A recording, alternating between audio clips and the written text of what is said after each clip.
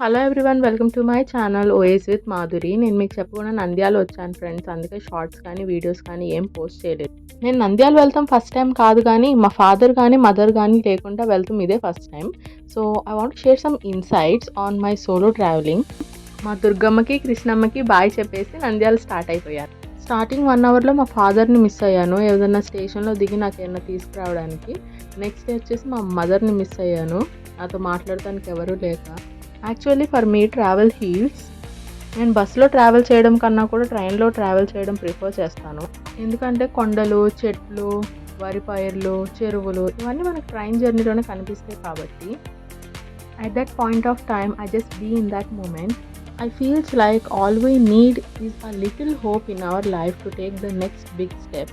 ఇట్లా సన్సెట్ చూస్తూ random passengers gossips వింటూ I just energize myself.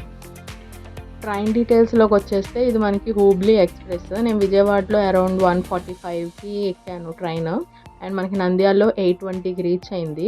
So నన్ను నంద్యాలలో పికప్ చేసుకోవడానికి మా ఫ్రెండ్ మోనాలిసా వచ్చింది. సో తను మా ఫ్రెండ్ మోనాలిసా, వాళ్ళ ఇంట్లో స్టే చేయబోతున్నాను అనమాట నేను. సో నెక్స్ట్ నేను అసలు ఎందుకు నంద్యాల వచ్చానో నెక్స్ట్ వీడియోలో చెప్తాను. తను స్కూటీ తెచ్చిందనమాట. సో స్కూటీలో మేము రైల్వే స్టేషన్ నుంచి ఇంటికి వెళ్ళిపోతున్నాము.